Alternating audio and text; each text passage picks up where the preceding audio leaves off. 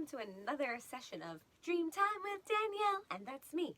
I'm Danielle, I'll be your host, and I have a dream here for you. This is my pen. I dream of a kookaburra outside of my house. A kookaburra is a giant Australian bird. I watch it flutter to a tree with a nest, a tree outside across the street, facing my house. So it flutters to a tree with its nest, and then I watch it flutter away. I briefly experience flying myself. It's evening, so I leave the nest watching the bird one last time and go home. There are Christmas lights on. Inside, I am aware of plants in my room. Many plants. Many more than I actually have. One of them is an orchid about to blossom, and another is a fern of sorts. It has an air of neglect, with stagnant, low water and little gnats flying around. Buzz. I see other plants still around my Victorian lamp. Apparently I have too. Mom is there with me and excited for the flowering plant. And that is the dream. Wow, okay. This dream was so pretty. I don't know how you guys dream, but my dreams tend to take on extra colors, extra light, extra sizes. There was a moment that I experienced flying even though I was not the bird. Today I'm using colorful chalk. Let's see what happens. It's soft to the touch. It also has glitter. It's supposed to be for the sidewalk, but we're gonna use it on my chalkboard. What does a kookaburra look like? It's a big bird with a really round beak, but if I'm gonna draw one for you guys, let's see if we can find the sound of a kookaburra. Apparently it sounds like a human's laugh. So that ought to be interesting. The call of the kookaburra.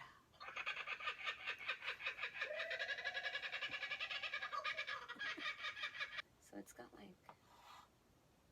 this is the beak. Ooh, look at our pink chalk. It's a smiling bird. It's actually very cute. Kookaburra, kookaburra, thank you for the mystery chalk. Well, since I have color, why not use it?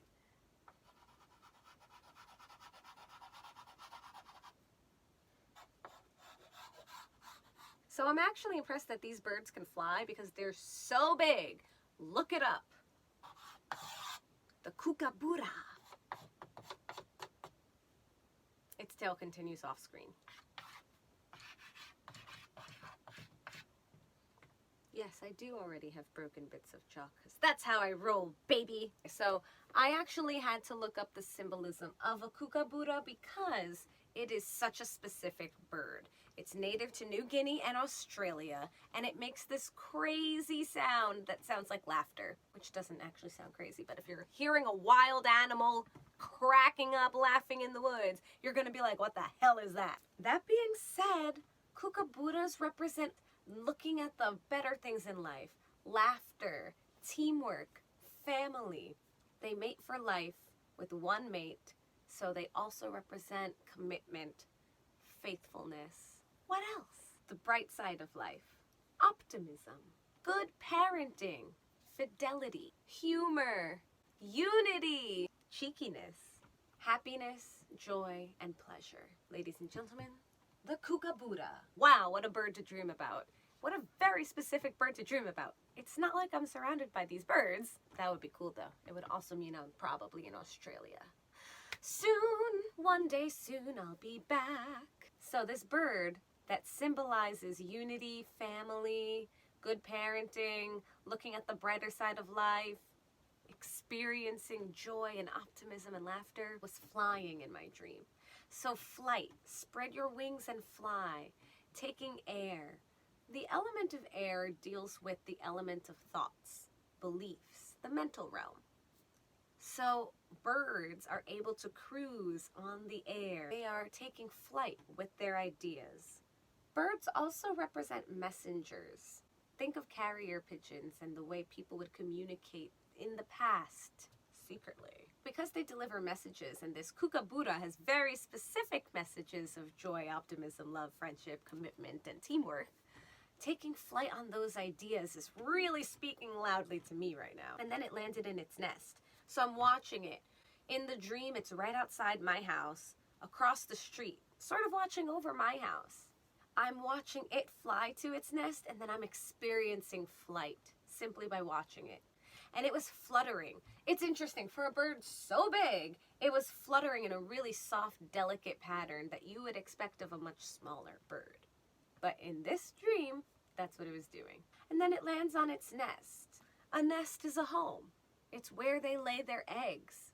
Eggs represent potential. They represent children. They represent what we create.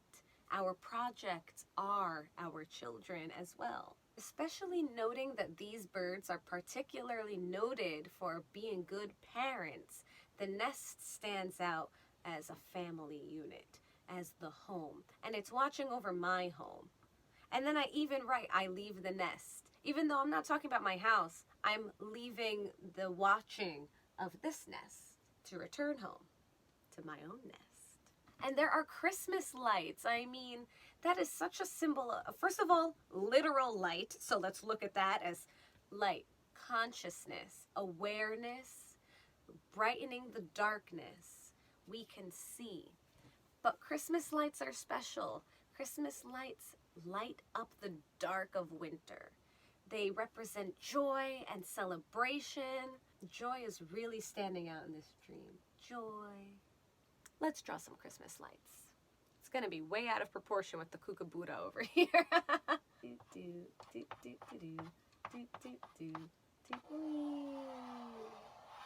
Christmas lights.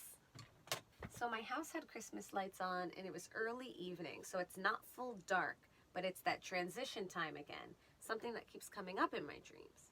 Transition time, things are changing. When light is fading into night, you can imagine that's the time when we rest. We allow our thoughts and beliefs to rest. We're encouraging a cycle of rest. Christmas lights are also very soft. They cast a warm glow, and they represent cheer. So there's a lot of cheer and goodwill in this dream. What a relief! How beautiful! Inside, I'm aware of plants, so it's time to erase the bird. I'll miss you, Kookaburra. Thanks so much. Thanks for the memories. Anyone else hungry? I'm hungry.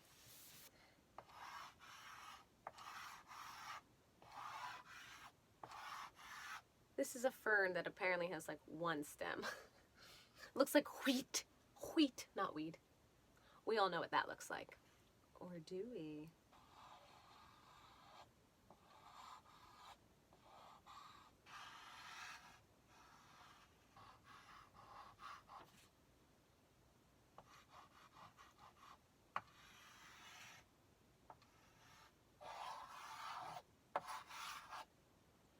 That's a terrible flower pot. Looks like a hat. And we have like a sad droopy one too, right? So.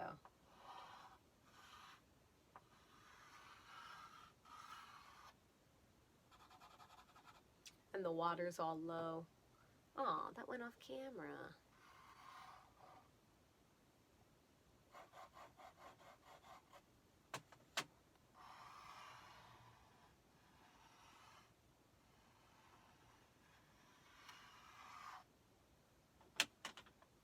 Orange.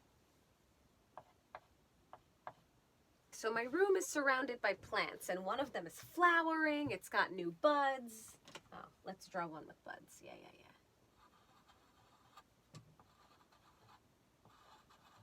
Buds. No, new buds. So there's a fern, there's a flowering plant, and then there's a plant with an air of neglect. I mean, that speaks volumes.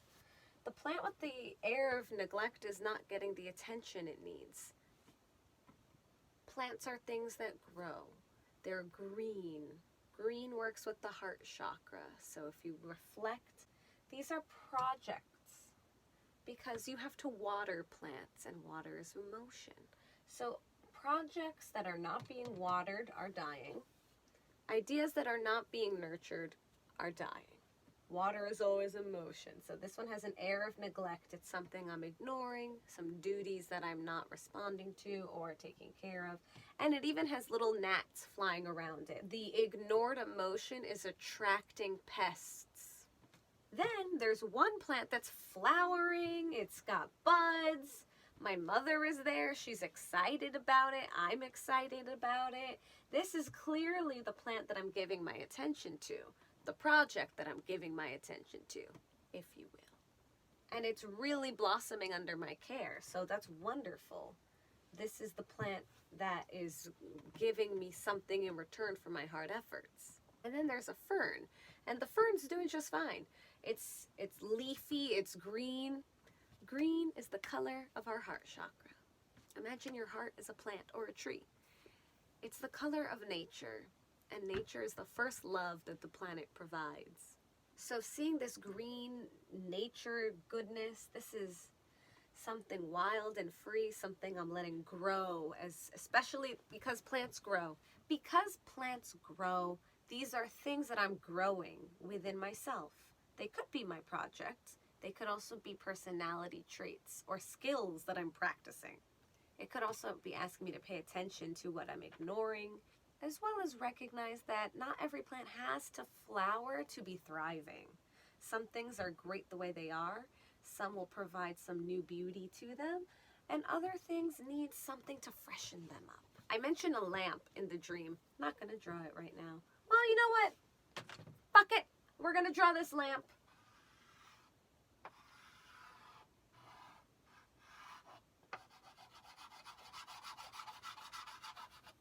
So now I have a lamp. It's floating amongst the greens, but it's an old Victorian lamp that has a tulip-shaped glass dome on top and the bottom. This is a lamp that not only do I own in real life, I'm quite nostalgic for it because it's from my childhood. So a lamp from my childhood. Lamp. I love lamp. And the plants were around the lamp, so lamps are also a source of light. They could be something that's helping the plants grow. What is the source of light that I am applying to my own growth? What is the source of light that I'm applying to my own strength? And then my mother was there. So maternal instinct. Again, we have that family element because we started with the Kookaburra, and this is a bird that is very strongly tied to family element and parenting specifically. There was a highlight of the nest and me going home, and then my mother shows up. So this is, to me, about my family ties and the strength I find in family, as well as how we take care of each other, the nurturing that we provide for one another and return to one another. TLC, baby. Teamwork and working together for the good of all. Even this poor little guy, we're going to make sure he gets the attention he needs. Why is this plant to him? Okay, guys, well, that's it. That's this dream. It's beautiful. I hope you enjoyed it with my new beautiful colored chalk. Thanks again. Chalk giver, chalk giver. If you would like to send me your dreams, information is down below. We'll explore the symbolism. We'll talk it out. We'll have a good time. Until then, I'll see you next time, guys, here on Dreamtime with Danielle. Yeah!